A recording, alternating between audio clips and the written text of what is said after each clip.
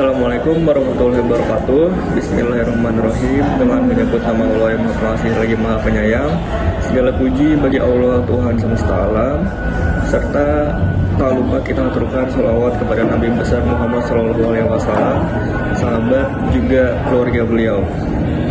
Selamat pagi, siang, sore, dan malam. Sebelumnya saya ingin memperkenalkan diri. Saya Ridwan Abdul Doni dengan NIM 2511111212015 dari Fakultas Kedokteran Gigi Angkatan 2025 Universitas Lambung Mangkurat.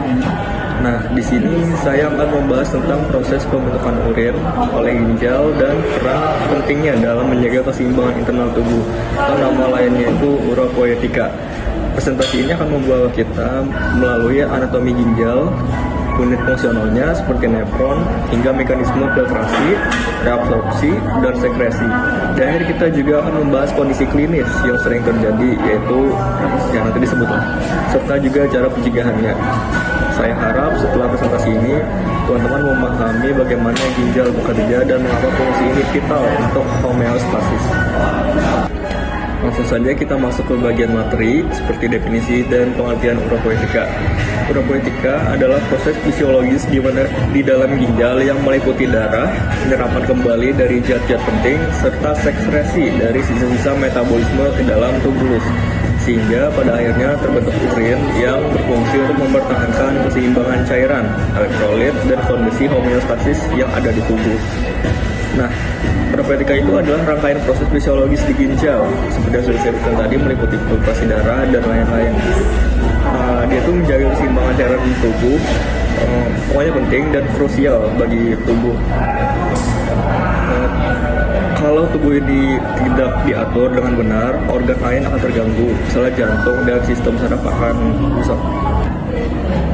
Karena tadi sudah ada pengertian, maka kita masuk ke bagian anatomi si ginjal. Yang pertama itu ginjal terletak di area yang tinggi, yaitu pada dinding abdomen, ke bagian belakang yang berdekatan dengan dua pasang iga terakhir. Yang kedua, dia itu ginjal berbentuk seperti kacang berwarna merah tua, ukurannya sekitar 10-12 cm dengan tebal 4-8 cm. Beratnya itu berbeda antara pria dan wanita. Untuk berat normalnya pada pria itu sekitar 125-170 gram, sedangkan pada wanita sekitar 115-155 gram. Kenapa posisinya itu di luar rongga perut? Karena posisi ini relatif terlindungi, namun memungkinkan pembuluh besar seperti arteri renalis masuk darah dengan mudah. Saya sudah menyediakan gambarnya. Terlihat bahwa dia itu terletak di bawah dada, sekitar diafragma. Bentuknya seperti kacang merah sudah saya sebutkan, warnanya merah. Ada renal cortex, renal medulla, renal papilla, renal pyramids, renal columns, fibrosa, hilum, dan lain-lain. Oke, secara lebih jelas, mari kita lihat secara visual. Ginjal itu tersusun atas dua zona utama, yaitu korteks di bagian luar dan medulla di bagian dalam. Terlihat seperti piramida dan piramida lainnya. Di bagian tengahnya itu ada pelvis renalis, yaitu ruang awal tempat urin terkumpul sebelum masuk ke ureter. Pembuluh besar seperti arteri renalis yang masuk ke ginjal dan bercabang jadi arteriole efferent yang mengarah ke glomerulus. Glomerulus itu sendiri adalah jaring kapiler kecil yang bertugas untuk menyaring darah. Strukturnya ada di korteks. Setelah filtrat terbentuk, ia akan mengalir ke sistem tubulus yang turun dan naik di medulla. Lalu akhirnya dikumpulkan oleh ductus collectivus menuju pelvis renalis. Jadi anatomi ginjal itu dirancang seperti pabrik penyaringan bertingkat yang alurnya itu terstruktur dan efisien. Lalu ada juga bagian unit kecil bernama nefron. Dia itu unit fungsional ginjal yang tidak hanya ginjalnya tetapi nefron, komponen mikro yang jumlahnya sekitar 1 juta di setiap ginjal. Jadi ada 2 juta di kedua ginjal. Bayangkan 1 juta unit kecil yang bekerja non-stop sepanjang hidup kita. Nefron terdiri dari glomerulus yang dibungkus oleh kapsula Bowman untuk filtrasi awal. Lalu tubulus proksimal yang menyerap kembali sebagian besar zat penting. Kemudian ansa Henle atau loop Henle proksimal berfungsi untuk menciptakan gradien osmotik di medulla untuk membantu pemekatan urin. Berlanjut, tubulus distal dan ductus collectivus yang menjadi lokasi pengaturan air, cairan, dan ion, terutama di bawah kendali hormon. Bila nefron rusak akibat penyakit kronis seperti diabetes atau hipertensi, maka fungsi filtrasi dan pengaturan urin akan turun drastis karena ginjal tidak bisa mencetak nefron baru setelah dewasa. Yang kerusakan bersifat permanen dan kumulatif, maka menjaga kesehatan ginjal sama artinya dengan menjaga kebutuhan nefron. Masuk ke sistem urinaria. Setelah urin terbentuk melalui uropoetika, setelah dibentuk sistem organ berikutnya bertugas menyalurkan dan membuangnya. Urin keluar dari pelvis ginjal menuju ureter atau saluran berotot yang bekerja dengan gerak peristaltik seperti mendorong cairan secara bertahap ke bawah. Lalu masuk ke vesika urinaria atau bladder atau kandung kemih yang berfungsi sebagai reservoir penyimpanan sementara dengan otot detrusor di dindingnya, dan akhirnya urin dikeluarkan melalui uretra.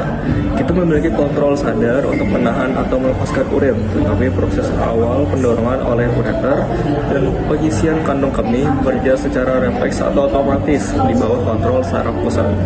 Ini juga alasan kenapa sering menahan kencing dalam waktu lama meningkatkan risiko infeksi karena terjadinya stagnansi atau penumpukan urin di kandung kemih yang seharusnya dikosongkan secara teratur. Nah, tahap pertama dari uropoetika itu adalah filtrasi glomerulus. Proses ini memanfaatkan darah yang mendorong plasma darah melewati dinding kapiler glomerulus yang sangat selektif. Ada 3 lapisan filtrasi penting, yaitu endotel kapiler, membran basal, dan podosit. Sel bercabang yang memiliki celah kecil bernama slit diaphragm yang hanya memungkinkan molekul berukuran yang kecil untuk lewat. Hasil filtrasi ini disebut filtrat awal yang isinya masih mirip plasma tanpa protein besar dan tanpa sel darah. Laju penyaringan ini diukur dengan GFR atau glomerular filtration rate yang pada orang sehat berkisar 90 sampai 120 ml per menit. Nilai GFR itu sendiri dipengaruhi oleh tekanan darah dan diameter arterioefren dan efren. Ketika terjadi peradangan di glomerulus seperti glomerulonefritis, pori filtrasi jadi lebih longgar sehingga protein bisa bocor menyebabkan kondisi proteinuria atau adanya protein di urin. Kita masuk ke tahap reabsorpsi atau tahap kedua. Ini adalah proses pengembalian zat penting dari filtrat ke aliran darah. Sekitar 65-70%-nya air dan natrium diserap kembali di tubulus proksimal, serta hampir 100% glukosa pada kondisi normal juga diambil kembali di sini melalui transport aktif.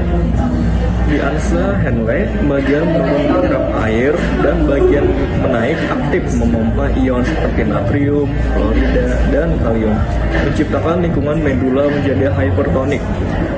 Itu tuh gunanya supaya tubuh bisa memanfaatkan urin saat kekurangan cairan. Lalu di tubulus distal dan ductus collectivus terjadi pengaturan akhir cairan dan ion dengan bantuan hormon. Aldosteron meningkatkan reabsorpsi natrium dan pembuangan kalium, sedangkan ADH atau andiuretik hormon meningkatkan permeabilitas ductus collectivus terhadap air, membuat urin lebih pekat saat tubuh dehidrasi. Jadi reabsorpsi itu seperti menyortir zat yang masih berharga sebelum cairan akhirnya dibuang. Tahap terakhir adalah sekresi tubulus. Setelah zat penting diselamatkan melalui reabsorpsi atau pengembalian kembali dari zat penting, ginjal juga punya mekanisme aktif penambahan zat sisa dari darah ke dalam tubulus agar dibuang lewat urin, terutama zat yang tidak tersaring di glomerulus. Zat yang disekresikan mencakup ion hidrogen untuk mengoreksi kondisi asidosis. ion kalium bila jumlahnya berlebih, kreatinin, amonium, dan sistem metabolit obat. Makanya biasanya urin itu berbau seperti obat. Sekresi ginjal penting dalam menjaga keseimbangan asam dan basa. Misalnya pada kondisi asidosis metabolik, ginjal meningkatkan sekresi ion hidrogen dan produksi bikarbonat baru yang kemudian dilepas ke darah untuk menetralkan pH atau asam basa. Ini menunjukkan bahwa fungsi ginjal tidak hanya filtrasi, tetapi juga pengaturan kimia darah. Seperti gambar yang sudah saya sediakan, itu adalah prosesnya secara lengkap dari 3 tahap sebelumnya. Salah satu kondisi klinis yang sering muncul pada sistem urinaria adalah batu ginjal atau nephrolithiasis. Batu ginjal itu terbentuk dari kristal mineral seperti kalsium, oksalat, atau asam urat yang mengendap saat urin terlalu pekat. Biasanya karena kurang minum atau kurang hidrasi. Lama-lama kristal ini menggumpal dan membesar menjadi batu. Faktor risiko lainnya adalah riwayat keluarga, obesitas, diet tinggi garam atau protein, dan infeksi berulang di saluran kemih. Gejala khasnya itu seperti batu ginjal, seperti nyeri kolik hebat di pinggang yang menjalar ke selang kanan, mual hingga muntah, rasa terbakar saat kencing, dan hematuria atau urin berdarah, jadi saat sakit.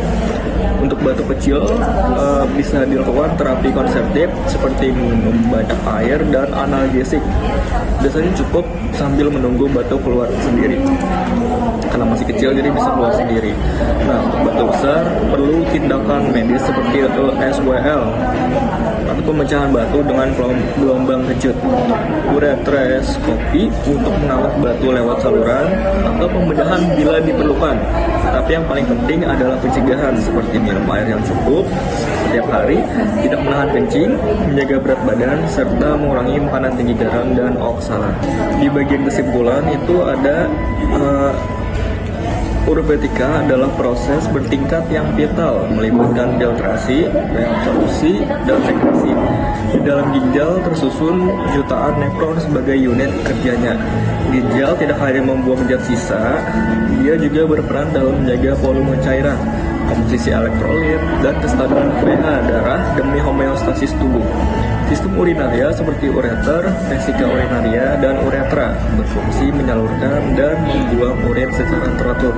Dengan memahami mekanisme ini, kita jadi tahu bagaimana mencegah gangguan klinis seperti batu ginjal yang sebagian besar justru dipengaruhi oleh gaya hidup harian kita.